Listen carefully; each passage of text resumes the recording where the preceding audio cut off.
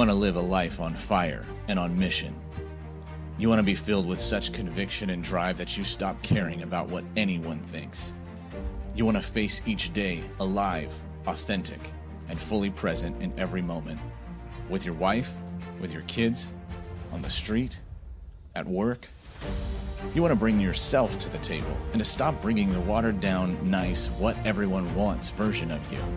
You want that self to be a man who is burning in passion for Jesus, unafraid to bring his kingdom to anyone in your path, no matter what it costs you. You want to love the one in front of you without fear, without needing love back, and without reserve. You want to husband well. You want to father well. You want to shepherd your life well. You want to be a safe pillar for anybody around you. You want to experience God for real, to not just believe, but to know that he's got you and that he'll show up on your behalf, that he'll show up through you. You want to get to the end of your race and say, yep, I gave it everything. Jesus, you know I'm all in. And you want to know just how to get there. Welcome to Man, Warrior, King. I'm your host, Matt Halleck. Congratulations. You're among the violent, taking the kingdom by force. You're among the chosen, answering the call to rise above yourself. You're in the forge, being stripped down and strengthened, and you will rise stronger, solid, unshakable. You are a man. You're a warrior. You are a king. Hi there, and welcome to another episode of the Man, Warrior, King podcast.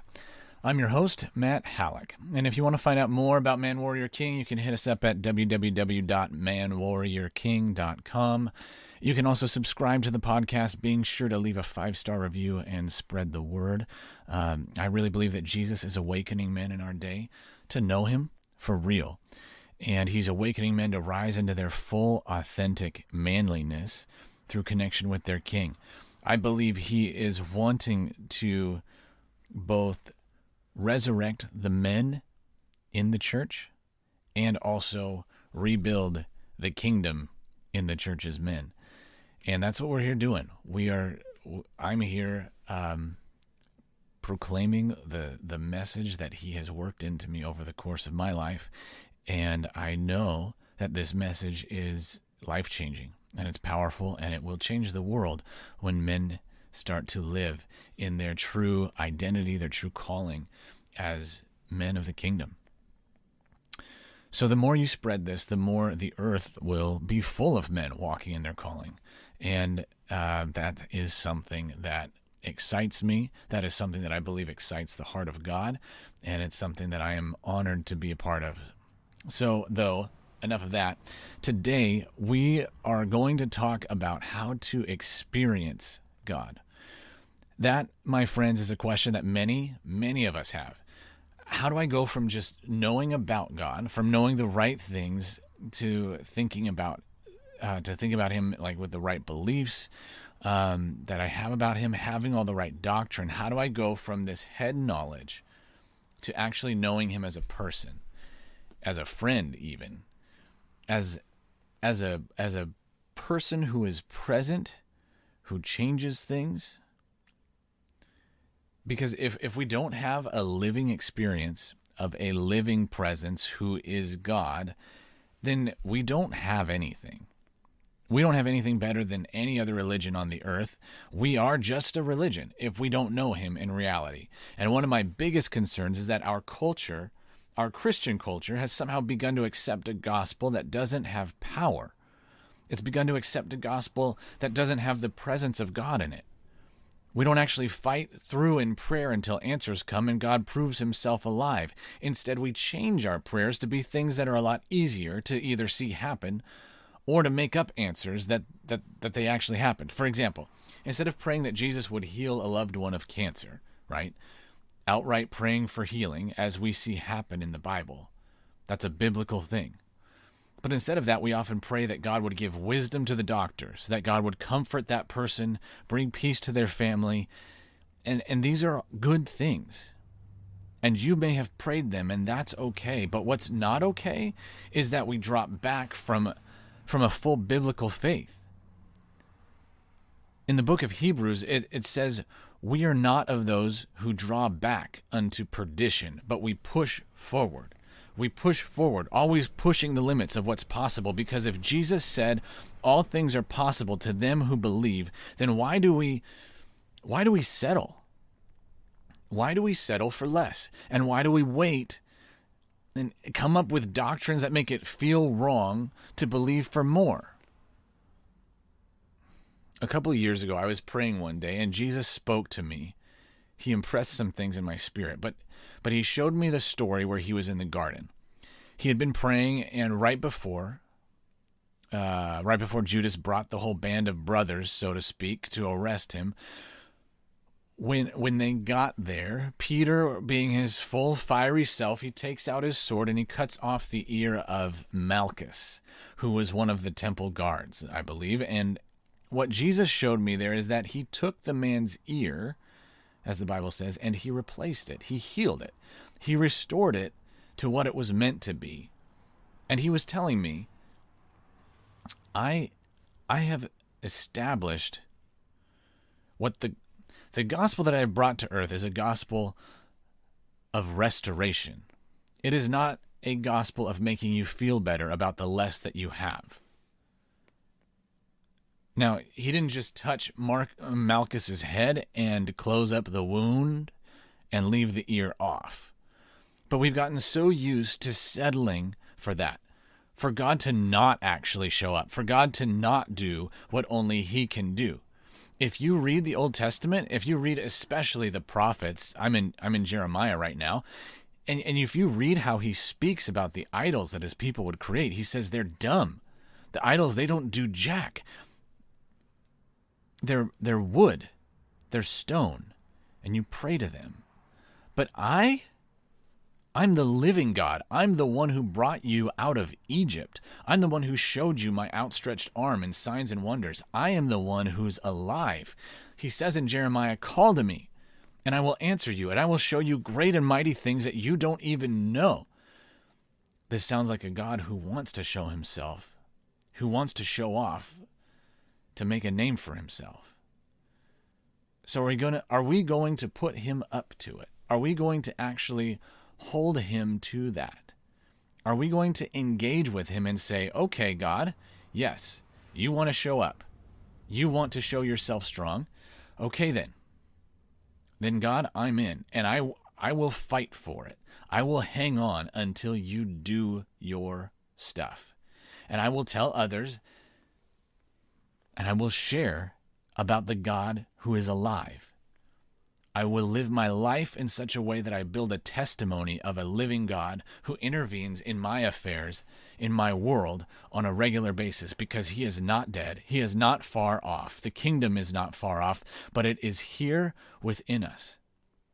This is a gospel of restoration, where the things that are broken actually get restored. We don't just always have to feel better about the fact that they stay broken forever. And we put on a good face and we say all the right things because we feel embarrassed. We don't want to be exposed, and we don't want God to be exposed as someone who doesn't actually do anything.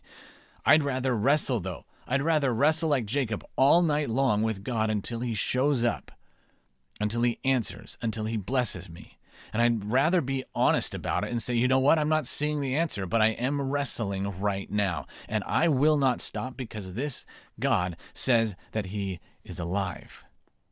This God says that he does miracles. He says that he impacts my life. And I am not going to settle for a doctrine and a dead God that doesn't cut it for me. That does not cut it.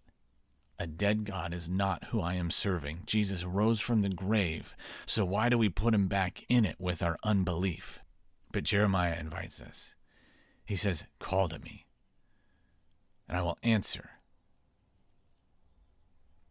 In Jeremiah 29, God says, if you seek me with all your heart, you're going to find me.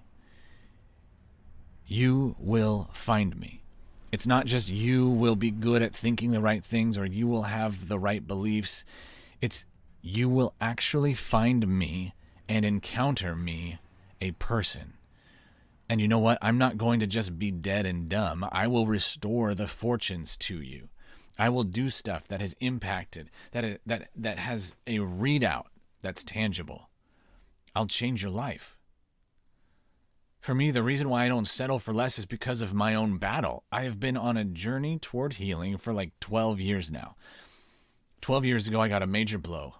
Arthritis started in one joint and it spread, and now it's all over my body.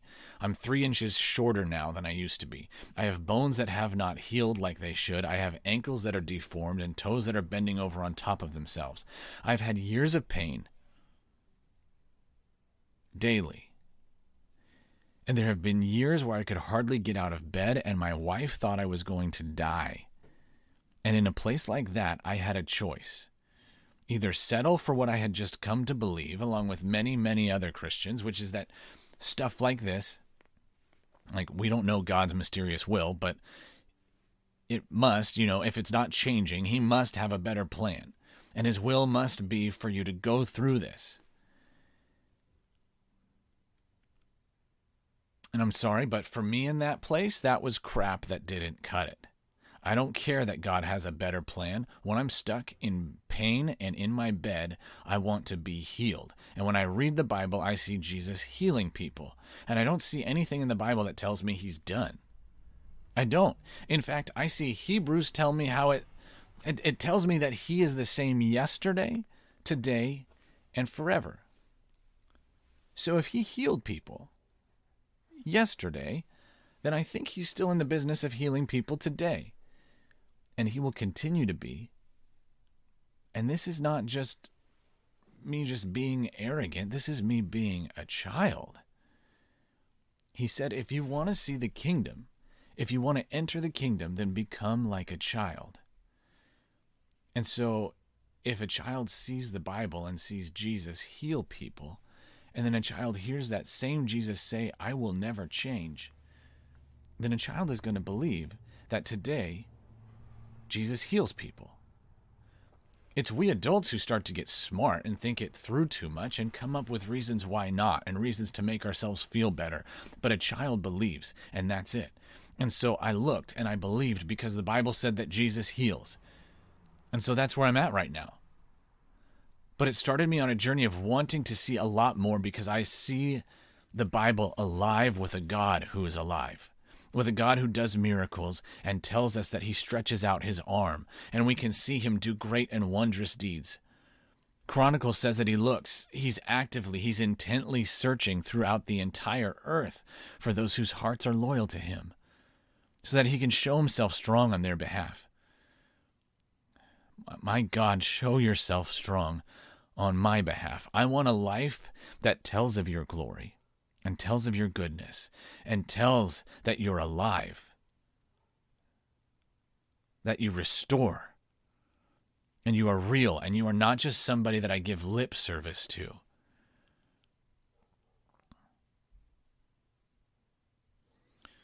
If you've been in this for a long time now, for years, and you feel like you don't hardly know Jesus, how do you get to know him?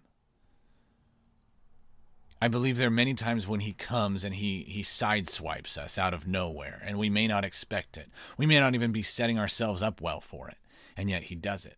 Okay, but I want to tell you how you can position yourself to get to know him for your part. How you can actively grow in that and begin to experience him, begin to know him, and not be sitting around waiting for it to happen to you, playing the victim of circumstance. How can you take ownership of your relationship with him? It's not that you are creating it out of nowhere. It's not that you are making the whole relationship happen and pretending that God's in it. It's not it at all. But look, God said in Jeremiah, you will seek me and find me when you seek me with all your heart. He's saying, listen, you make a move. You be the one to seek me out. And when you make the move, I'm going to show up. And sometimes we get it backwards and we say, God, if you show up, then I'll make the move. So how can you position yourself to get to know him? And it can be a trying journey, okay? we have these things in our lives that we want to see change, right? We come to him with our prayer requests. Well, if you want to show yourself to be a God who answers prayer, then I better ask you for some prayer requests. And that's true. He does want us to ask, but we have to do it on the right foundation. Because if we're only coming to the Lord to ask of him these things that are bugging us, that are hurting us, that we're desperate for, and we're trying to get him to improve our lives, we're bringing him into our self-centered existence to make it better. We're going to find out that the promises in the Bible don't work like that. They are lifeless, because Jesus said, you have searched the scriptures and you think that they bring you life, but they don't. They point to me. I give you life. And so as we come to him, we need him. We need his person. We don't just need his answers. We need his person. We need him himself. And so we spend time alone in the prayer closet after the person of Jesus. And we might have the things that are broken in our lives that we are desperate to see change. But there has to be time when we lay those things down and we just want him. And we say, God, at all costs, I want to know you. I want to see you. So have all of me. And yeah, my life hurts, but God, even if you don't answer in that way, I will never bow to the voice that says that you are not a real live God. And I will continue to go after you because I want you, Jesus. And I acknowledge that my life was never meant to be lived for me. And so right now, Lord, I am surrendering. And I want to live according to your kingdom, and I want to live on mission for you, and I want to live as a soldier answering to a higher call than myself. And I want to make my decisions. I want to decide how my day goes. I want to direct my path as much as I do. But God, I acknowledge that you direct it, but I want to do all these things according to your heart and according to what you would say. So I'm going to search for you. I'm going to spend time here, and I'm going to wait in this prayer closet. I'm going to wait on you. I'm going to wait for you, just like they did in Acts before the Holy Spirit showed up and changed their lives. They waited on him, and they sought him. This is how we experience God, and the miracles that we experience first in the secret and quiet, or when we're loudly calling out to him, but we experience him in that calling out. We experience him in the wrestling through the night. And once we engage with him and we go after his person, we go after knowing him and his ways as a friend, as a dad, as a groom. And we say, God, no matter what you do or don't do, you are the prize. You are what I really want. Then we will see him in a new way. And we're going to see his hand stretch out into our lives, into our circumstances, and do some stuff that's going to turn heads, that will turn our heads, because God doesn't play small. And he's been dying. He's been waiting for the opportunity to show up and to show off. We keep him small, like I said before. Jesus rose again, so why do we put him back in the grave with our unbelief? We believe. We tend to think that if we lay down our problems and we don't actually bring them to God, we don't focus on them, we don't dwell on them, we don't obsess over them, then somehow nothing's going to change. He won't see them. And so we don't believe that he will do anything. And it's that unbelief that wants to roll the stone back in front of the tomb. But I pray right now, Jesus, that you don't let any single one of us put that stone over you. And you show up. Show yourself strong, Jesus. This is Matt Halleck signing off and thanking you again for being a part of the Man Warrior King community. If you want more, head over to manwarriorking.com. And please remember to take just a couple seconds to subscribe on iTunes and to leave a 5-star rating and a review so that more and more men can join us as we become awesome. You are a kingdom man. Go out, take more ground, push back darkness. Remember, you bring value into your home, your work, and your circle. You are not a taker. You are a giver. Abundance is your atmosphere.